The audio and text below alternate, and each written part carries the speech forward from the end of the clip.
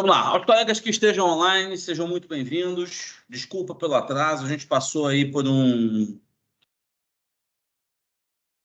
A gente passou aqui por um atraso, mas já estamos aqui muito bem ajustados. Sejam bem-vindos, bom dia. Hoje a gente vai dar continuidade à aula a nossa trilha de semana passada, onde na semana passada, a gente tratou sobre contestação, sobre petição inicial.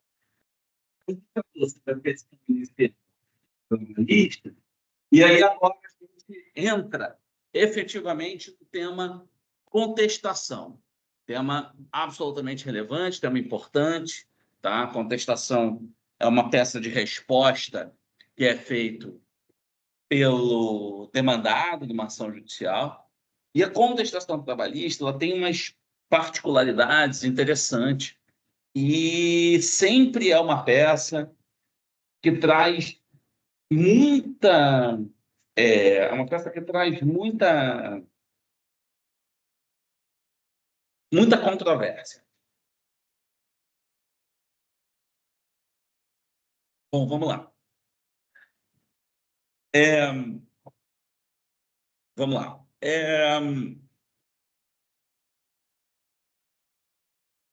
Quando a gente fala da contestação, a contestação ela é uma das respostas possíveis que um reclamado, ou seja, o réu da ação trabalhista, ele efetivamente pode trazer para o processo. Então, o caminho de uma contestação é que houve um pedido inicial por parte do autor.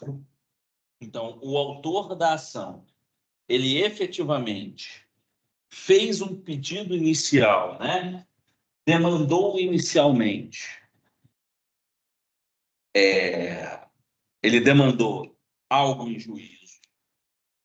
E a partir desta demanda em juízo, desculpa, pessoal, estou só procurando uma tomada aqui. A partir desta demanda ocorrida em juízo, este reclamado ele tem uma série de formas de fazer a sua resposta, né? Então, ele tem uma série de maneiras distintas pelo qual ele pode responder ao pedido da parte. A primeira resposta são as exceções. A exceção, ela é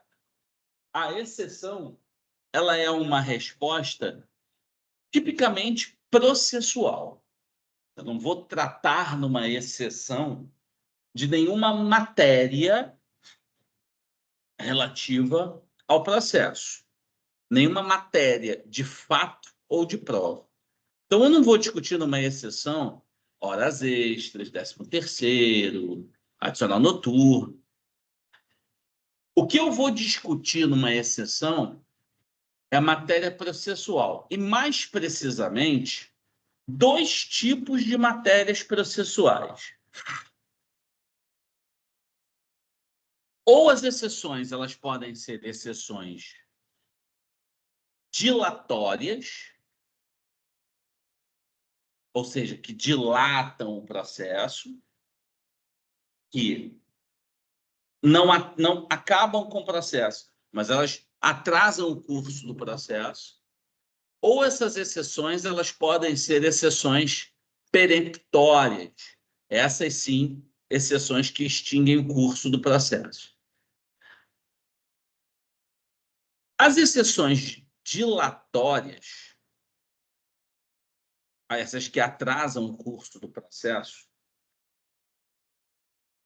elas podem ser de duas formas distintas. Ou exceções de incompetência ou de suspeição e impedimento. Então, ou eu tenho exceções de suspeição e impedimento, ou exceções de incompetência. O que é uma exceção? Rapidamente aqui, o que é uma exceção de impedimento ou de suspeição? Não é o objetivo da nossa aula, isso, dessa trilha, mas uma exceção de impedimento é aquela que vai questionar a pessoa natural do magistrado. Tá? Então, a exceção de impedimento ou de suspeição, ela visa questionar a pessoa do magistrado, dizendo que aquele magistrado cometeu crime, é suspeito, fraudou a lei, etc. E, portanto, ele não pode julgar esse processo. O processo vai acabar por isso? Não. Ele simplesmente vai trocar o juiz. Ele vai trocar o juiz.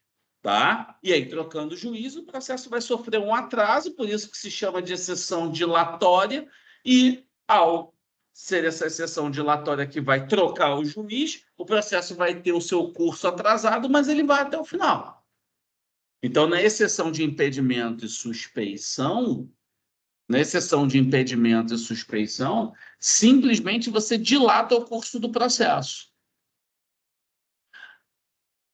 A outra forma de exceção é a exceção de incompetência, onde você vai dizer que aquele juiz não é competente para julgar a demanda.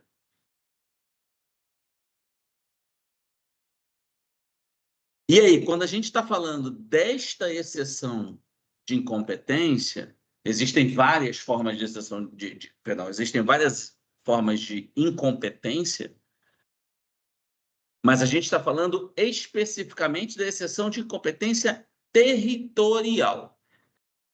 Tá? Então, a exceção de incompetência que vai ser arguída por meio... A exceção de incompetência que vai ser arguída por meio de exceção é a exceção de incompetência territorial, ou seja, com relação ao lugar de ajuizamento e processamento da demanda. As outras formas de exceção, elas vêm dentro da contestação e elas podem extinguir o processo. Quais são essas outras formas de incompetência, né? Quais são essas outras formas de incompetência? Incompetência pessoal, incompetência funcional, incompetência material. Incompetência pessoal, incompetência funcional, incompetência material. Essas três outras formas de incompetência, elas sim extinguem o processo. Então, elas, a rigor, elas vêm dentro da respectiva... Apertei o botão errado aqui. Elas vêm inseridas dentro da respectiva contestação. Tá bom? Porque elas visam extinguir o processo. Maravilha, ótimo. Então, quando eu falo dessas exceções dilatórias, eu tenho dois tipos de exceções dilatórias. Exceção de impedimento, suspeição e exceção de incompetência territorial. Não é o nosso objetivo aqui hoje. Hoje a gente vai falar da contestação.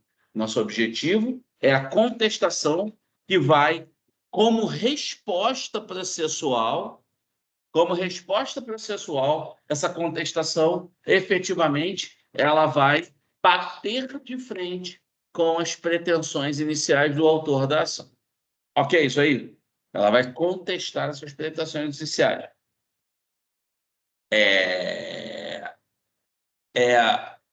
E, por último, a gente tem a reconvenção, que é uma espécie de pedido que o réu faz contra o autor. Tá? Então, a reconvenção é como se fosse um contra-ataque. Tá? O réu ele foi atacado por meio de uma petição inicial, se defende por meio de uma contestação, mas o réu reclamado ele tem direito a um contra-ataque. contra o autor da ação. E esse contra-ataque se dá por meio de uma outra ação chamada reconvenção. Particularidade interessante é que, com o Código de Processo Civil de 2015, a reconvenção ela vem dentro da contestação, tá? Ela é inserida dentro da contestação. Bom? Beleza? Maravilha, pessoal. Bom,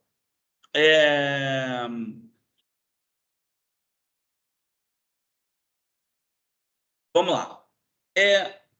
Vamos então para a nossa contestação, e é importante que vocês tenham na mão o código de vocês. Tá? Peguem, por favor, o Código de Processo Civil. É fundamental que vocês tenham o Código de Processo Civil nessa aula de agora, porque a companhia do Código de Processo Civil ela vai ser essencial para a aula de hoje. Quem não estiver pegando o telefone celular, vocês têm o CPC aí na mão, bota CPC Planalto compilado e, para a gente conseguir acompanhar a aula. Bom,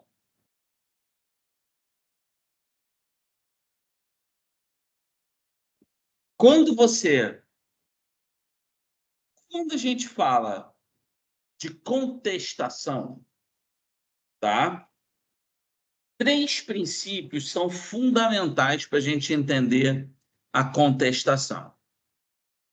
Contestação, em primeiro lugar, pela CLT, ela pode ser feita de 2 formas distintas, ou oral ou escrita.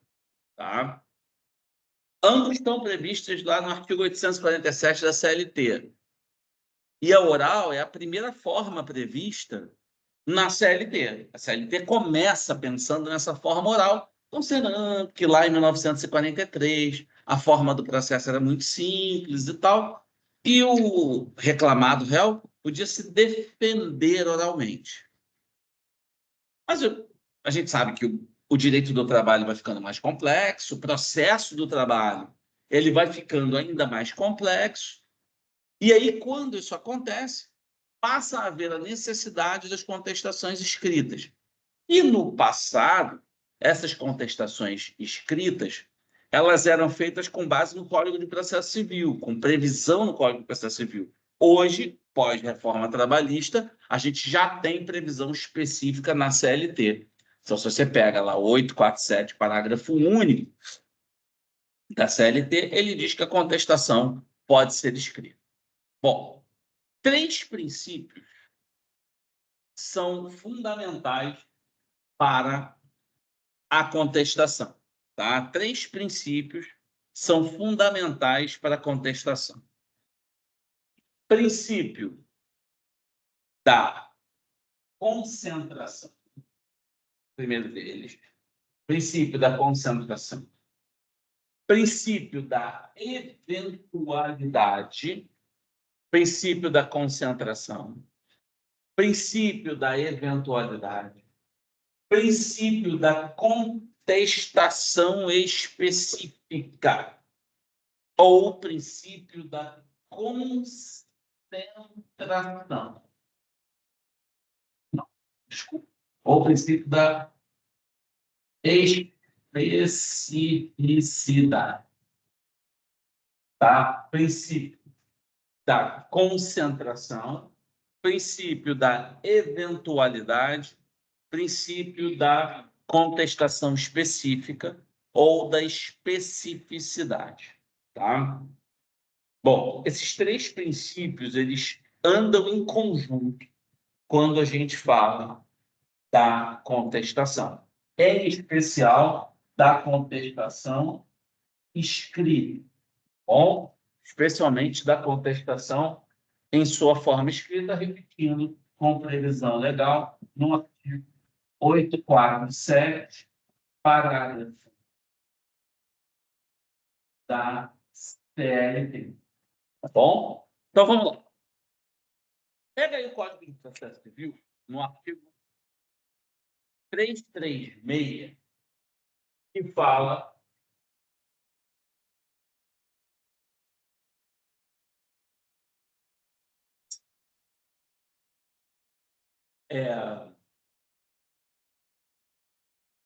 Então, vamos começar com o princípio da concentração. Se você pegar o artigo 336, diz lá o princípio da concentração. No artigo 336, que todas as matérias de defesa devem vir na respectiva contestação, não é isso? Artigo 336, ele diz que a contestação vai absorver todas as matérias de defesa. Ou seja, o que ele quer dizer aí? Se eu tiver que me defender, a via correta, como regra geral, é a contestação. Tá bom? É isso que ele está trazendo.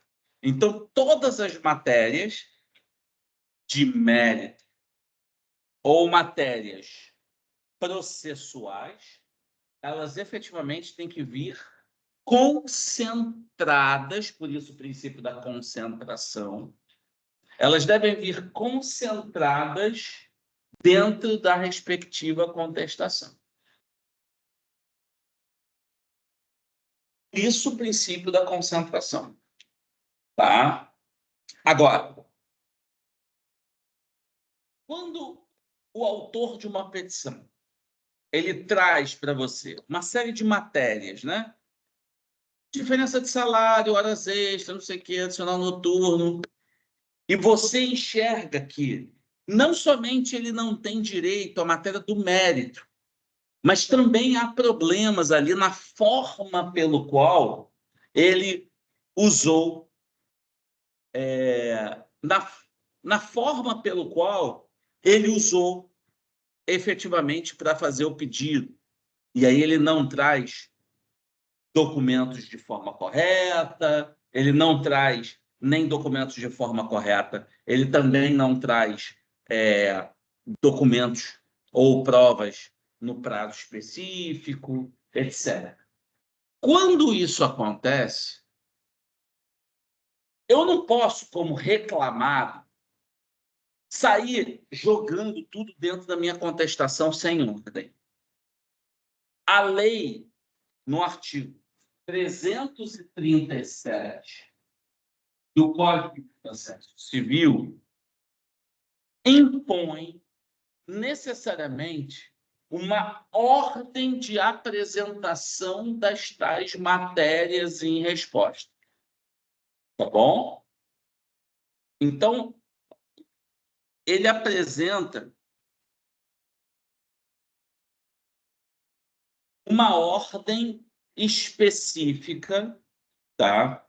Ele apresenta uma ordem específica para que eu apresente as respectivas matérias. Qual é a ordem que ele apresenta? Então, se você pegar o artigo 337 do Código de Processo Civil, o que ele fala lá no artigo 337 do Código de Processo Civil? Antes das matérias de mérito, não é isso? Antes das matérias de mérito, as seguintes matérias precisam ser defendidas, não é isso que ele fala no 337? Ou seja, ele efetivamente organiza a eventualidade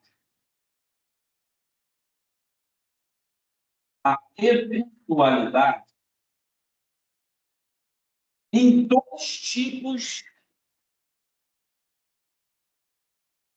de resposta.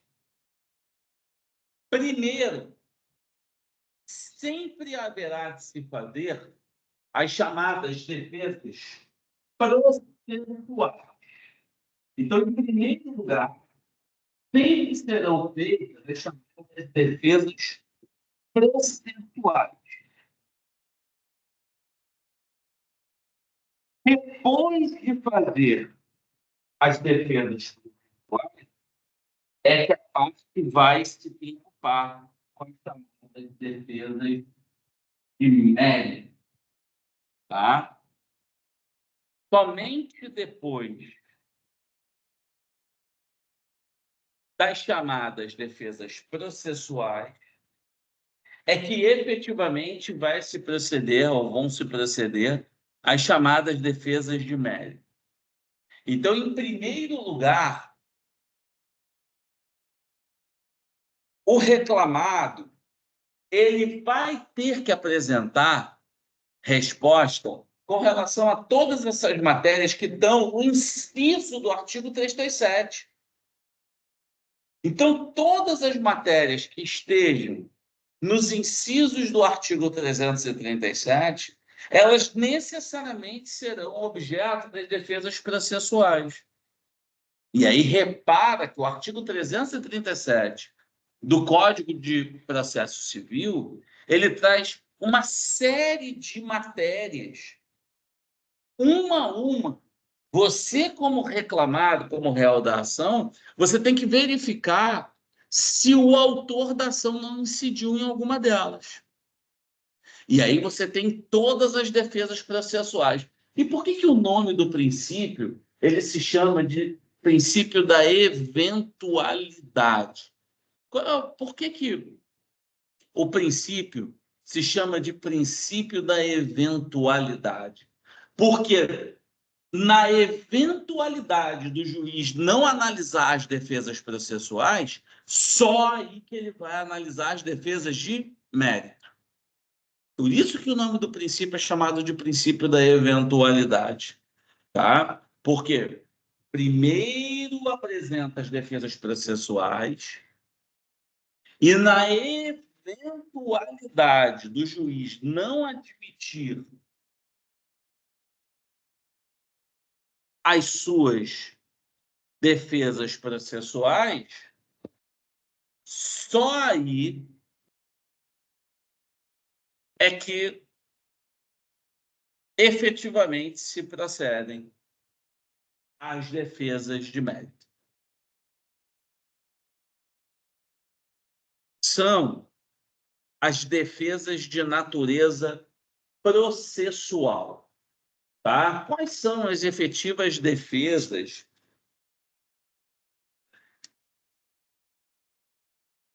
de natureza processual, tá? As defesas processuais diretas não é o nosso caso. A defesa processual direta é a exceção de incompetência. A gente aqui vai falar apenas das chamadas defesas processuais indiretas. E por que defesas processuais indiretas? Porque o meio principal de defesa, mas indiretamente, eu vou me defender contra o processo. Ele vai entrar dentro da contestação, mas como um aspecto anterior, um aspecto preliminar. Por isso que o meio que a gente vai chamar é de preliminar de contestação. Então, todas as vezes que vocês ouvirem falar sobre preliminar de contestação, eu estou falando dessas defesas processuais indiretas, ok? Eu sempre vou estar falando, quando eu falar na preliminar de contestação, eu vou falar dessas tais defesas processuais indiretas, ok? E aí, quais são as defesas processuais indiretas ou preliminares de contestação? São todas aquelas que efetivamente se encontram preliminares de contestação que são anteriores, são preliminares de contestação que são de defesas processuais indiretas, tá? Essas defesas processuais indiretas, elas vêm antes do mérito, tá? E aí, quais são essas defesas processuais? Então, são todas elas que são nos incisos do artigo 337. Tá? São todas elas que são no inciso 1 do artigo 337. Então, você tem inexistência ou nulidade de citação, incompetência absoluta, inépcia da petição inicial, perempção, coisa julgada, litispendência ou perempção, incompetência das partes ou defeito de representação, convenção de arbitragem, carência da ação e impugnação. Todas essas matérias do artigo 337, elas estão no Código de Processo Civil. São os incisos do Código de Processo Civil. Então, pegando o artigo 337, você vai ver que, antes do mérito, inciso 1, o juiz deverá analisar a inexistência ou nulidade de citação, ok? Lembrando que no processo do trabalho,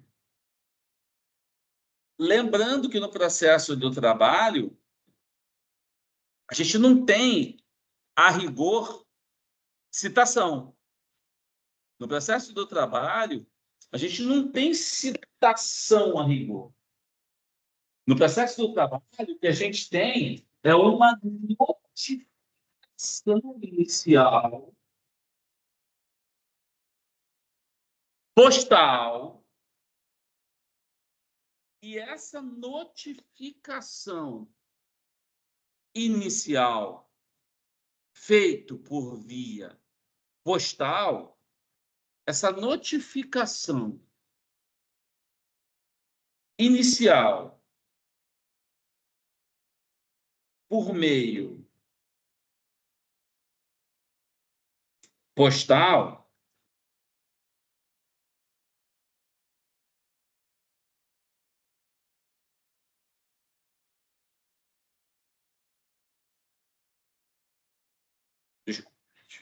essa notificação inicial feita por via postal, essa notificação inicial, ela efetivamente só pode dar defeito por dois motivos. Primeiro, um erro grave de dizer quem é que está sendo notificado. Tá? Um erro grave de dizer quem é que está sendo ali efetivamente notificado.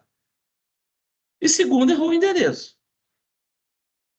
Não existe possibilidade do oficial de justiça ir até o réu no processo do trabalho para fazer a notificação. Isso apenas se faz por meio excepcional no processo do trabalho. Mas, como regra geral, as hipóteses dessa inexistência ou nulidade são hipóteses muito pequenas, são hipóteses muito. A segunda hipótese é a da incompetência absoluta.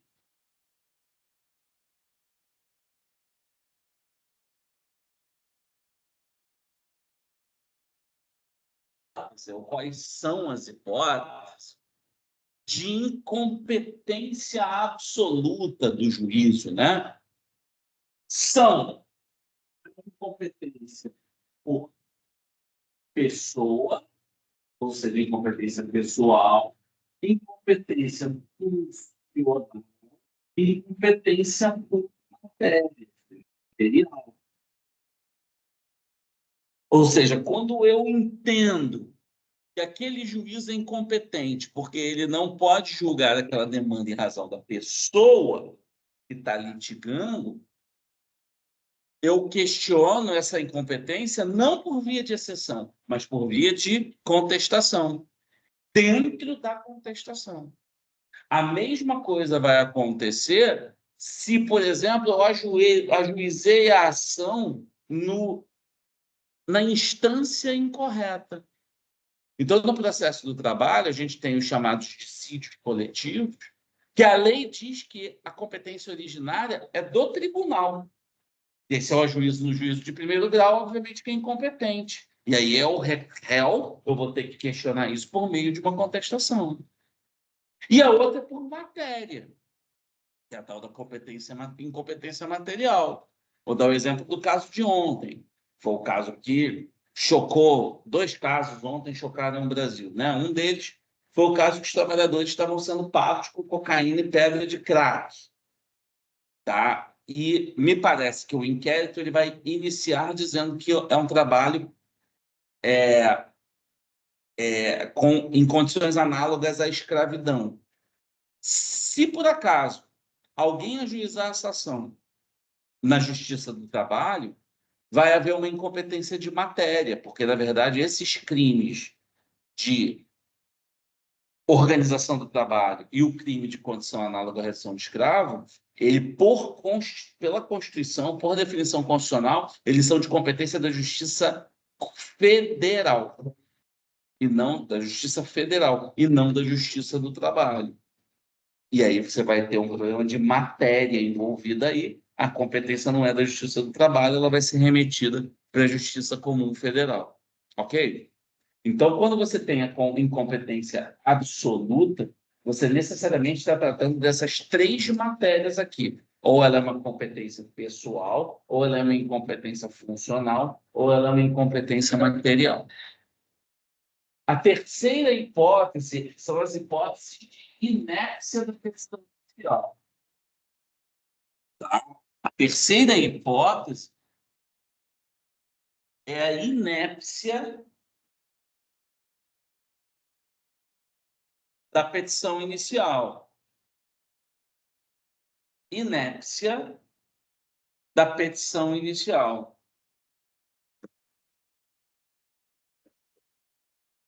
O que é inépcia? Inépcia é uma falha na petição inicial.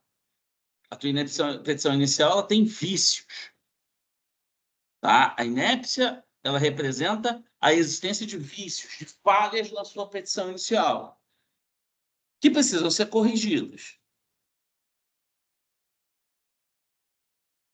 E aí tomem cuidado, porque apesar da lei trabalhista, tá? CLT,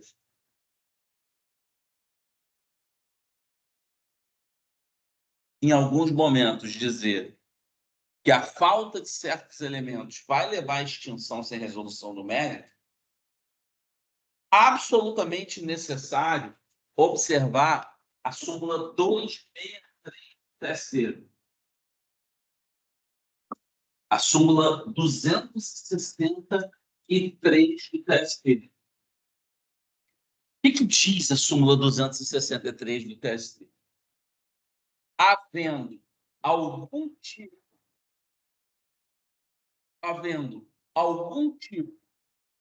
de falha na petição inicial, algum tipo de vício que eventualmente possa levar a uma inépcia, o juiz é obrigado a conceder o prazo de 15 dias para aditamento ou emenda.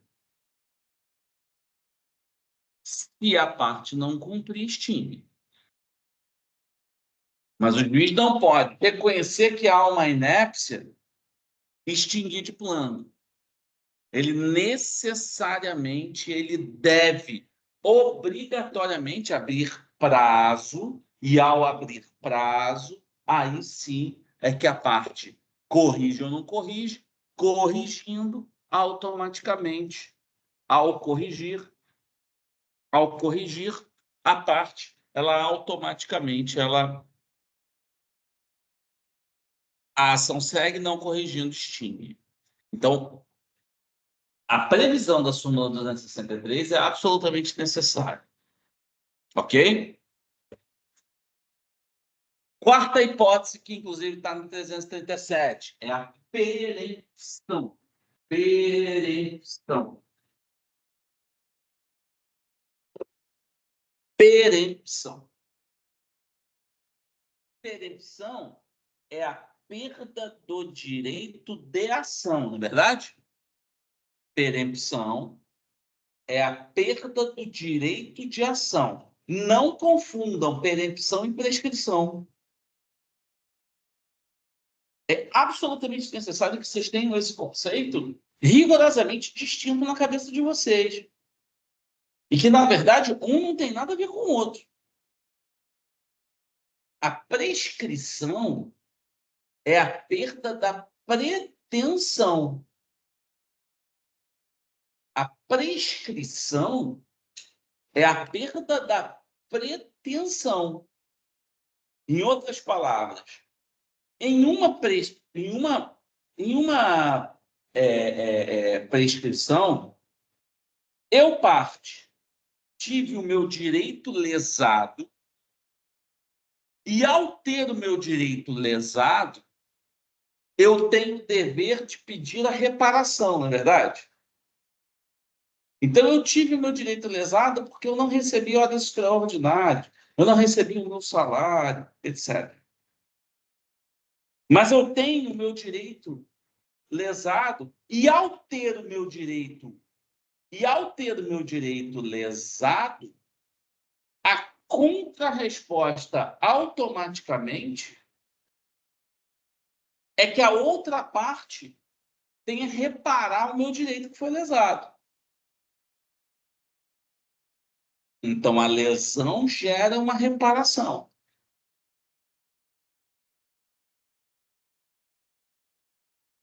Mas a parte não reparou. A parte não reparou esse direito que ela me lesou. Então, o que eu faço? Eu tenho um direito a pretender essa reparação, é a chamada pretensão. Agora, a pretensão, ela pode ser exercida indefinidamente? A pretensão, ela pode ser exercida absolutamente sem prazo? Não. A pretensão, ela necessariamente deve ser exercida, essa pretensão, ela deve ser exercida dentro do prazo previsto por lei. E se eu não obedecer esse prazo, automaticamente eu perco o direito à pretensão e não à ação. Em outras palavras, a pretensão, ela é um direito de natureza material, perdão, a prescrição. A prescrição, ela é um direito de natureza material, não é verdade? Quando eu perco a pretensão, eu perco o direito material. E aí, automaticamente, ocorre a prescrição. O que é muito diferente da tal da perempção. Na perempção, eu descumpro uma ordem processual. Eu descumpro o Código de Processo Civil. Lá no processo civil, como é que se dá a perempção? Lá no processo civil, a perempção ela se dá por meio da desistência ou extinção sem resolução do mérito, melhor dizendo, por 3 vezes seguidas na respectiva ação, não é verdade? A perempção no processo civil, ela ocorre apenas nessa hipótese, onde por 3 vezes seguidas a parte dá motivo à extinção sem resolução do mérito.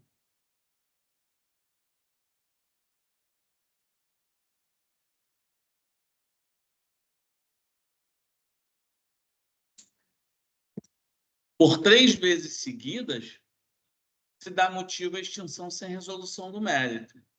Agora, no processo do trabalho, a gente tem hipóteses diferentes de perempção. No processo do trabalho, as hipóteses de perempção são completamente diferentes dessa.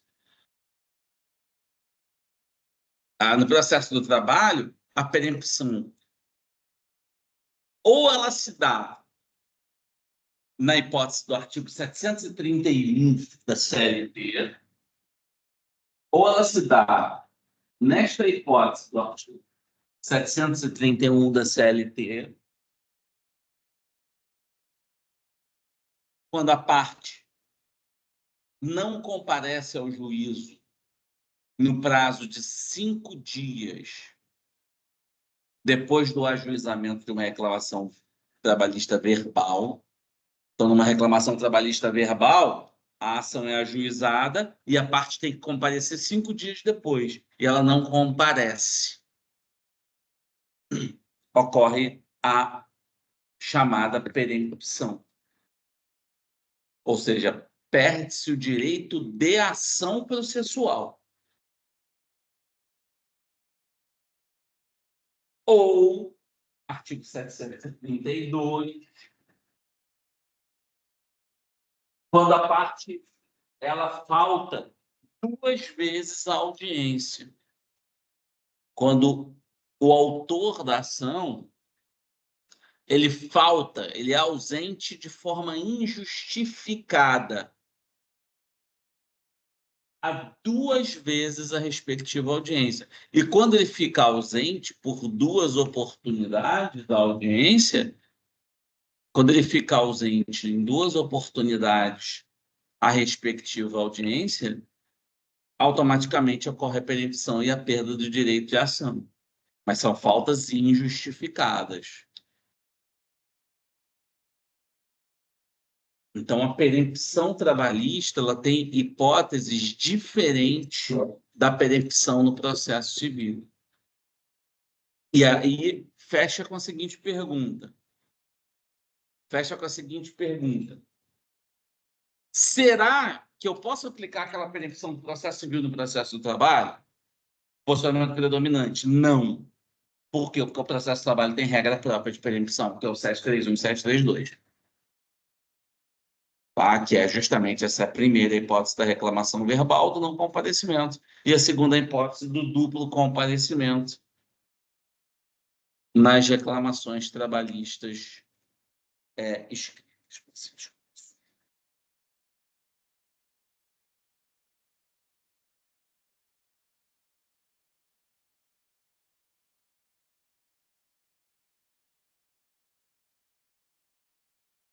Consigo fazer isso. Espera aí.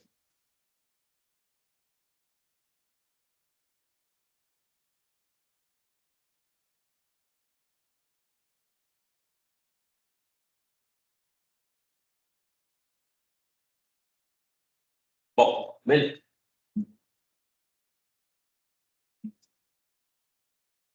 Bom,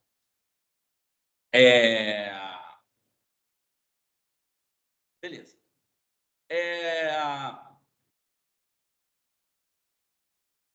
Litispendência, coisa julgada e perempção. Tá? Litispendência, coisa julgada e perempção. Tá? Aliás, perempção de litispendência. Tá. Litispendência, coisa julgada e ato jurídico perfeito. E, gente, não é perempção. O que está escrito aí no inciso? Me deu um branco aqui. Litispendência, coisa julgada e. É o inciso 7. Litispendência, coisa julgada e conexão.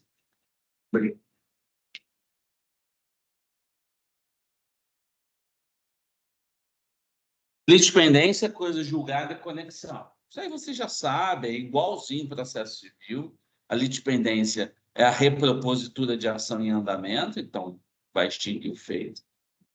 A coisa julgada é uma repropositura de uma ação que já teve trânsito em julgado, vocês já sabem disso. E a conexão representa uma identidade nas partes e na causa de pedir. E aí, automaticamente, quando você tem essa identidade, as ações elas passam a ser ações conexas entre si. Tá? Isso também leva a uma preliminar de contestação, que é uma defesa processual indireta. Ok? Incapacidade da parte ou defeito de representação. Incapacidade da parte ou defeito de representação. Tá? Essas duas hipóteses de incapacidade da parte ou defeito de representação, especialmente a incapacidade da parte, O que vocês têm que ficar atentos é a incapacidade da parte do processo de trabalho. E lá no artigo 7º do inciso 33 da Constituição. Lá no artigo 7º, inciso 33 da Constituição, a gente tem a capacidade das pessoas naturais, né? E aí diz lá que, né, acerca da capacidade dos maiores de 18 anos, quem pode trabalhar entre 16 e 18 só por meio de representação, e a partir dos 14, caso seja um aprendiz. Então, ali a parte, no processo de trabalho, vai ser capaz ou incapaz, tá? Vai precisar ou não de representação. A gente está falando daquela capacidade de fato. Defeito de representação no processo do trabalho, praticamente não existem hipóteses de que você possa efetivamente se defender. Não. Convenção de arbitragem. Lembrando que a arbitragem ela é admitida no processo do trabalho, atualmente até mesmo nas ações de natureza individual, não é verdade? A reforma trabalhista ela fez uma criação nova da arbitragem nas ações de natureza individual. E aí você tem a tal da convenção de arbitragem. Ok? Se tiver uma arbitragem no contrato de trabalho, o juiz do trabalho ele fica impedido de julgar essa ação, a não ser que ele entenda que a convenção de arbitragem seja nula, de pleno direito. Então, convenção de arbitragem, ok. 10º, carência da ação.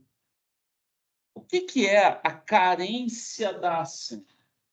Tá? O que é essa carência da ação? É quando falta legitimidade das partes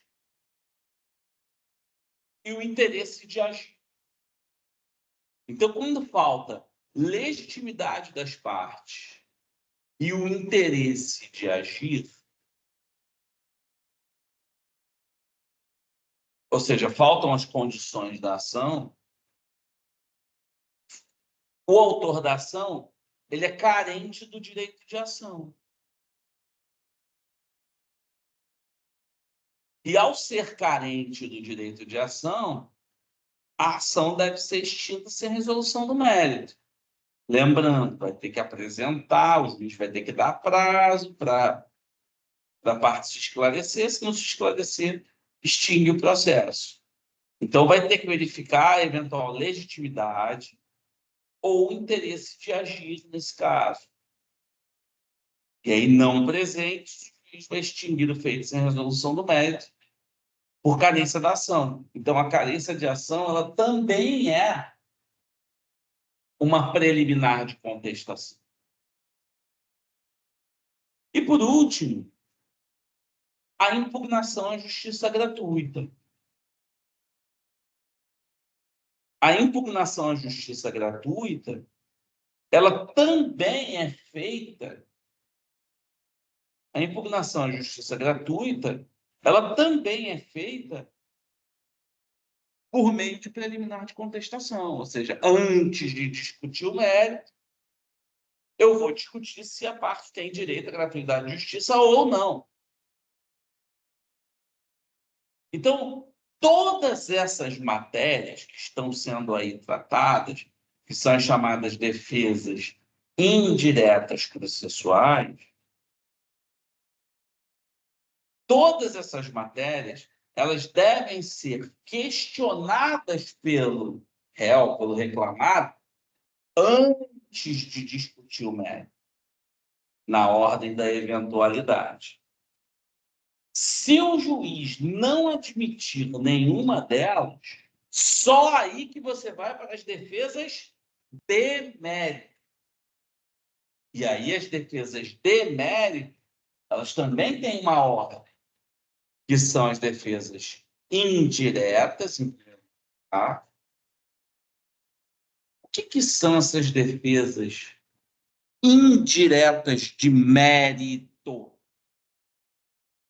elas são defesas que visam alterar, modificar ou extinguir os fatos alegados por uma parte. Então, elas visam modificar, extinguir os fatos alegados por uma parte. E, praticamente, a gente só tem 3 hipóteses, né? Elas estão isoladas na legislação, que é o pagamento, prescrição e decadência e compensação. Então, por exemplo, o autor faz um pedido de horas extraordinárias. O autor faz um pedido de horas extraordinárias. E eu digo, eu olho nos documentos e eu digo que eu já paguei. Quando eu digo que eu já paguei, eu estou fazendo, eu estou falando para o juiz, eu não estou questionando se a parte tem direito ou não a horas extras. Não é esse o pedido. A minha resposta é, eu já paguei as horas que ele está pedindo. Então, repara que eu não estou combatendo o pedido dele. Eu estou dizendo, beleza, você fez horas extras, mas eu paguei. Ou seja, eu estou trazendo um fato, eu estou trazendo um fato extintivo da obrigação do autor. Pagamento não é modalidade de adimplemento de obrigação? Vocês não aprenderam isso em direito civil? Pagamento não é modalidade de extinção de obrigação? Então, eu estou dizendo, está pago. Eu extingui a obrigação. Então, eu estou trazendo um fato extintivo do pedido do autor. A mesma coisa acontece com a prescrição em decadência. O autor vai e faz um pedido que ocorreu há 20 anos atrás. Ele faz um pedido ocorrido há 20 anos atrás.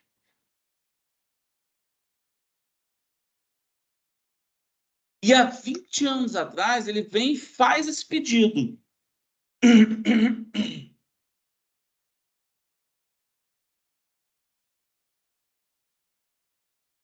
E aí a lei diz que a prescrição é de 2 anos.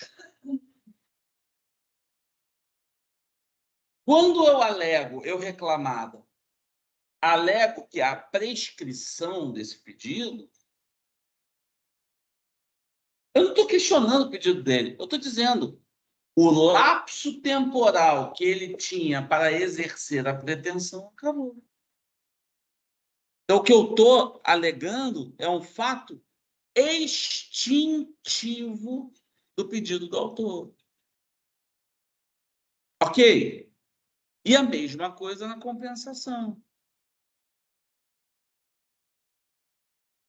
Na compensação, o autor alega que fez horas extras, mas eu, por sua vez, mostro que, apesar dele ter feito horas extras, ele chegou atrasado.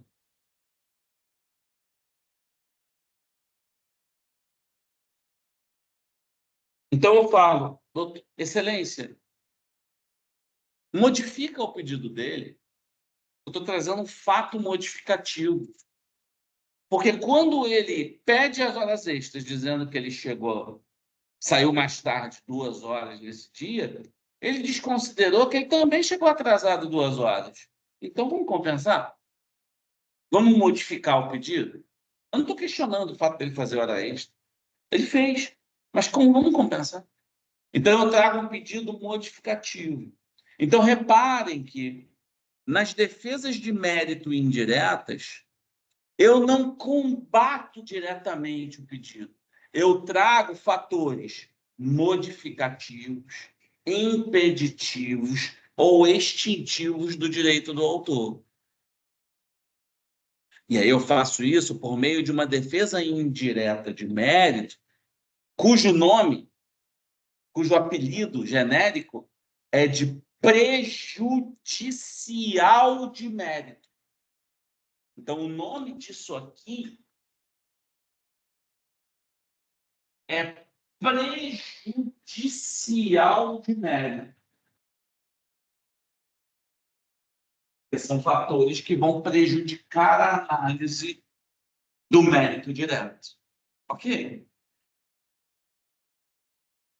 Aflições preliminares. Antes do mérito. Então, aflições preliminares. E nas defesas de mérito, elas são chamadas de prejudiciais. Então, prescrição não é preliminar. Prescrição é mérito. Então, é uma prejudicial. Ok? Bom, fez todas essas defesas. Olha o caminho da contestação, como é que a contestação é longa.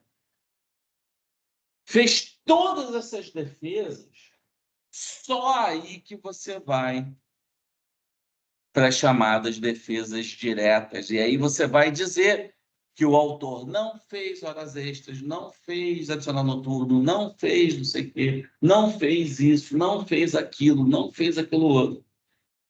E aí, efetivamente, você vai bater de frente com os requerimentos do autor da ação. Ok.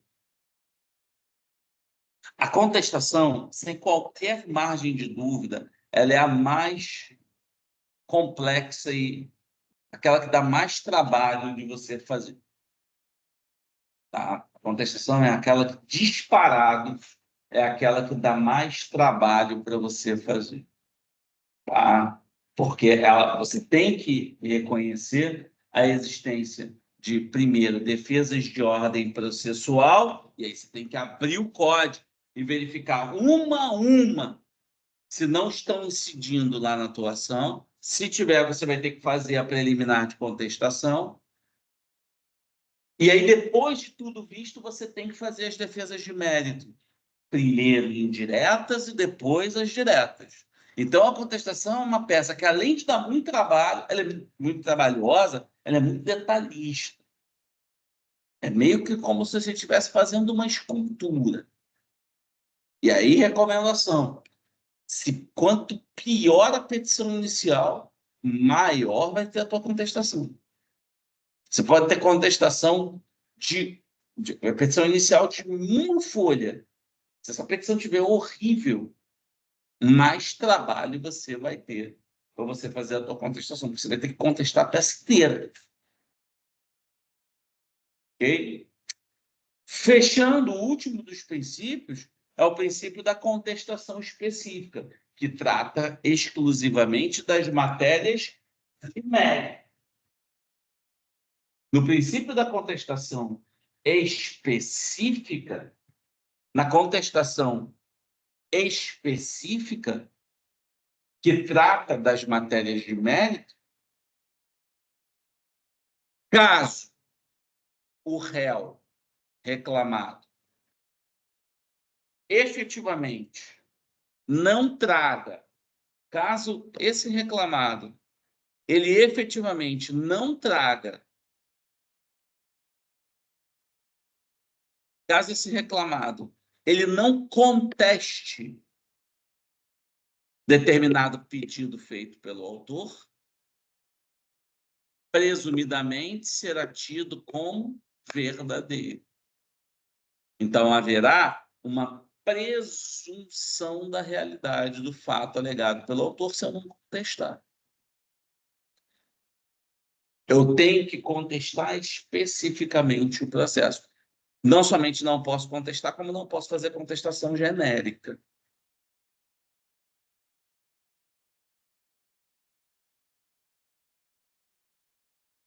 Tranquilo, pessoal? Dúvidas? Fale. Dúvidas aqui. Contestar o pedido, o autor será a não contestação ou a contestação genérica automaticamente gera necessidade da defesa de mérito e automaticamente será presumido como verdadeiros fatos alegados pela parte contrária. Isso. Ok? Alguma outra dúvida? Fale. Todas. A contestação, ela sempre vai observar esse caminho, esse ITER. Tá? Obrigatoriamente, você tem que seguir todo esse caminho. Sempre falo, se começar ao contrário, vai errar. Se eu tiver, colocar nesse exemplo. Não, mas também, então, colocar, você passa para o outro. Você vai ter que observar tudo. Não.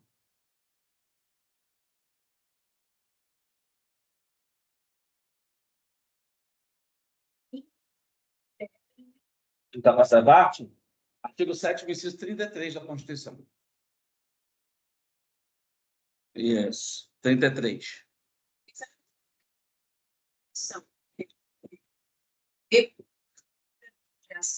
Em andamento. Coisa julgada é litispendência, é repropositura de ação em andamento. Tá? Coisa julgada é repropositura de uma ação que já transitou em julgado. A ação já acabou. Não, então eu não posso. Eu sou réu, então eu estou alegando e falo, isso já foi discutido, não tem que ser pedido de novo.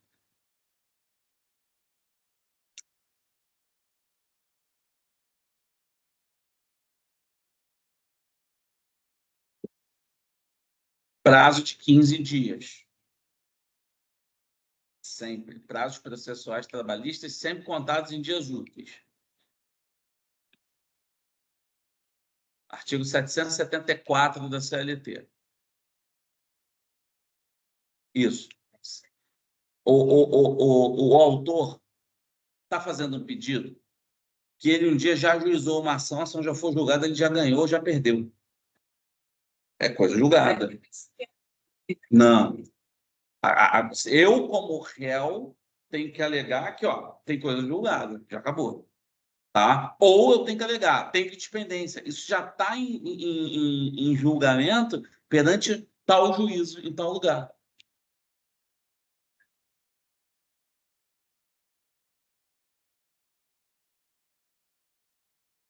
Isso. Prescrição. Prescrição é perda da pretensão, que é de direito material.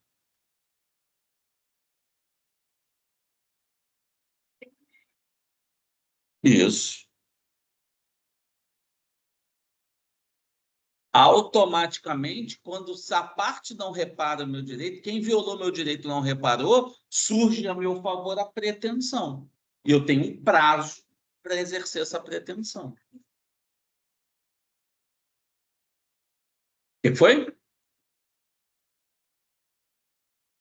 Não, peraí. Eu exerço o prazo de pretensão, eu vou a juízo. É o prazo que eu tenho para demandar a ele ou em juízo ou em outra espécie. Se não cumprir, vai executar.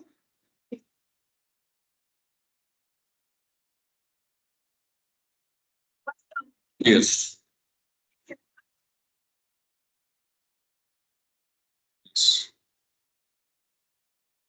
Uhum.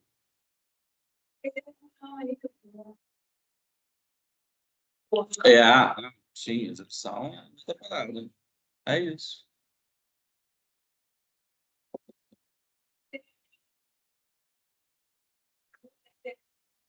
Prazo previsto em lei. A prescrição, ela sempre tem previsão legal.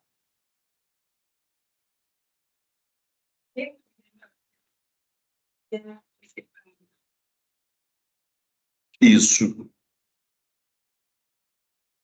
Mais alguma dúvida, pessoal? Não? Eu vou encerrar aqui, tá? Queridos de casa, um forte abraço. Fiquem com Deus, tá? Espero que tenham aproveitado, tá bom? Falem para os respectivos amigos que o link está com a coordenação, tá bom? Um abraço, fiquem com Deus.